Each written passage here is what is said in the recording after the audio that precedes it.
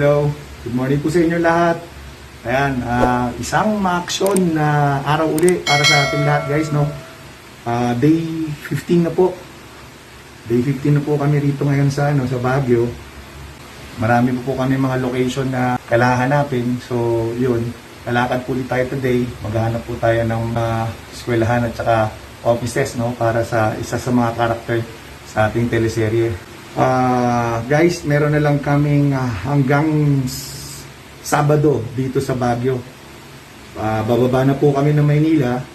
Yun, magre-report na po kami doon. Magigipag-meeting na po ako sa production para po may present lahat ng mga nahanap namin na location na pwede namin gamitin sa aming bagong show. So yun guys, samahan niyo po ulit kami ngayong araw na to para mag-ikot at maghanap ng mga possible na location. Okay. So yan guys, labas na po tayo ng ating hotel ngayon. Pupunta po ulit tayo ngayon sa Baguio proper para po maghanap ng location. Kaya samahan niyo po ulit kami ngayon sa aming pag-ikot. Tara guys. And guys, on the way tayo ngayon papuntang La Trinidad. Meron tayong isang eskwelahan doon na pupuntahan. Ayun, mag-i-inquire po kami. Baka sakaling pumayag po sila. Ayan, on the way po tayo ngayon sa La Trinidad, Benguet. Ayan guys, oh. Daming bahay, oh. Nasa gilid ng bundok na. Parang hirap itayo ng mga bahay na yan, ah. Ang lalaki. Oh? Kilometer 3. Kilometer 3? Oh, ito yun eh. Ito yun eh. Ang tanong ko, ito ba ang kilometer 3? Kasi sabi ni Direk, ang gusto niya raw na kalsada, yung doon sa papuntang makulay na bahay. Di ba? Nandiyan na yung mga makulay na bahay. Kilometer 3. Kaya ang tanong ko, ito ba yung kilometer 3 na sinasabi ni Direk? Sakop pa ng kilometer 3. Oo. Ito kung kilometer 3 nga to, itong kalsada na to. Kasi gusto niya dito mag-tracking. Sabi niya kung kilometer 3 yan din, yan yung sinasabi ko na kalsada. Bagong tulay yun. Ayan, welcome to La Trinidad, Benguet. Ang lugar na maraming strawberries. Kaya kayo dyan guys, punta na ng La Trinidad, Benguet. Ito yung kulay.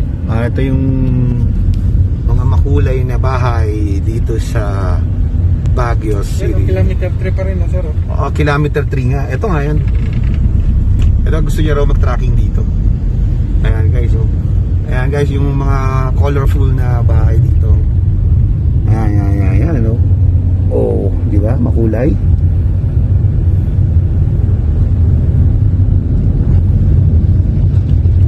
Yan, isa sa mga tourist attraction dito sa Baguio City. Ayan siya guys. Marami kang mapapasyalan dito na magagandang lugar. Kaya ang daming ano rito. Maraming turista pagka hindi na mahigpit ulit, no? Ngayon naman dahil sa pandemic kaya mahigpit ngayon. Kaya bihira ngayon ang maakyat dito sa Baguio. So ayan, on the way na tayo. Medyo malapit-lapit na tayo doon sa eskwelahan. Sana pumayag para meron tayong another option para doon sa eskwelahan at clinic para kay doktora. Guys, pagka nag-uumpisa na po kami mag-typing, pwede ko na pong sigurong sabihin kung sino yung mga gaganap na artista sa aming teleserye, lalo na yung pinaka main cast, yung aming bida. Ayan guys, so yan ang sorpresa ko sa inyo once na nag-umpisa na po yung taping namin. Pero sa ngayon guys, hindi ko pa po pwedeng banggitin kasi nga po confidential yung aming bagong show na gagawin. So ayan, abangan nyo guys. para makilala nyo kung sino yung magiging mga artista namin. Once na malaman nyo po guys kung sino yung aming mga bida, no, yung aming cast, malamang ma-excite kayo at aabangan nyo ang aming teleserye at panoorin nyo po kung sakaling mag-umpisa na ay palabas sa TV. So hindi ko pa po alam kung saang channel siya ipapalabas sa ngayon, pero malaman natin yan pagka malapit ng umere. So yun guys, at kami rin ay excited nang mag-umpisa ang aming taping dito sa Baguio City.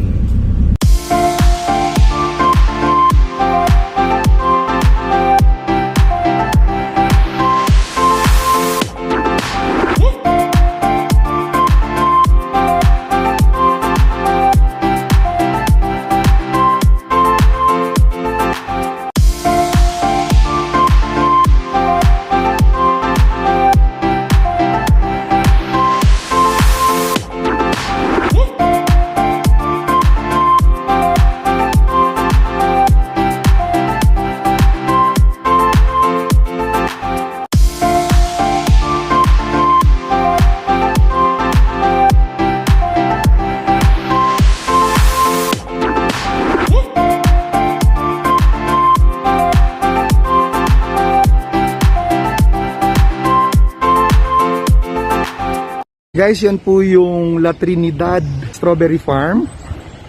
Ayan po, overlooking niya ang strawberry farm dito sa school campus.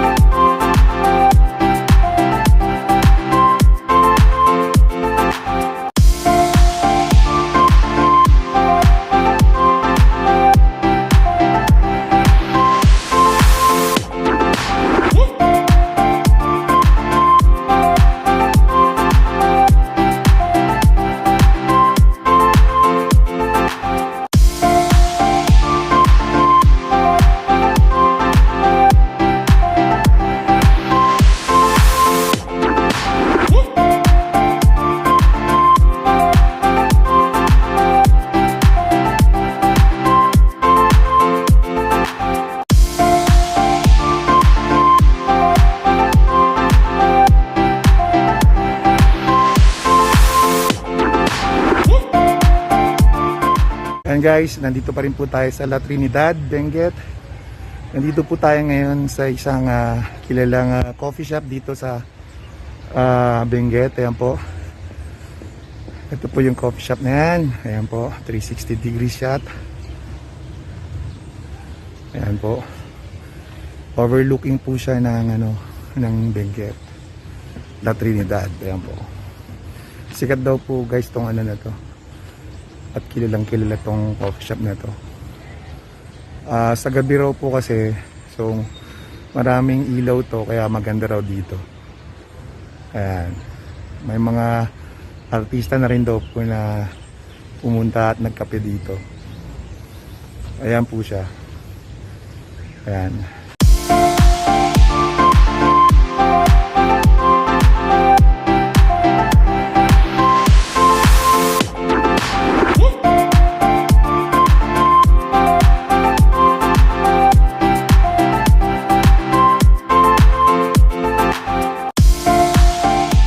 Ayan guys, oh, ang sagisag ng Philippine Military Academy.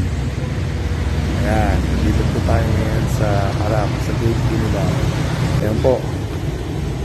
Ito po yung kanilang napakalaking gate.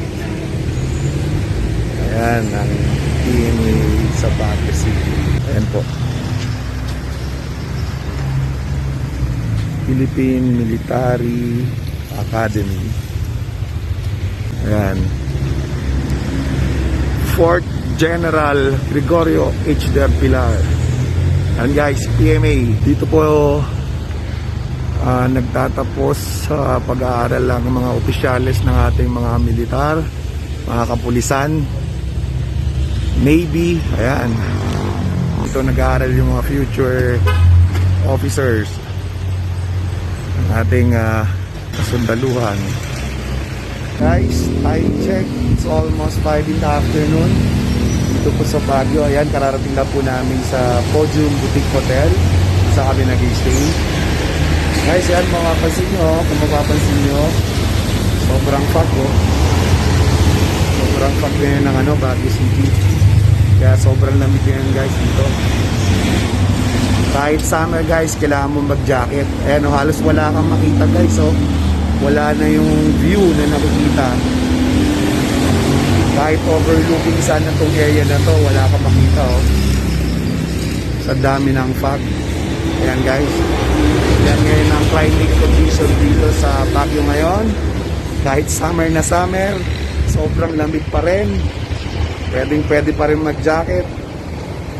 Kaya guys, hanggang dito na lang po ang ating ma-action na araw sa paglulokhan dito sa Baguio. Maraming salamat po sa pagsama niyo sa amin. Bukas po ulit tayo guys. Thank you.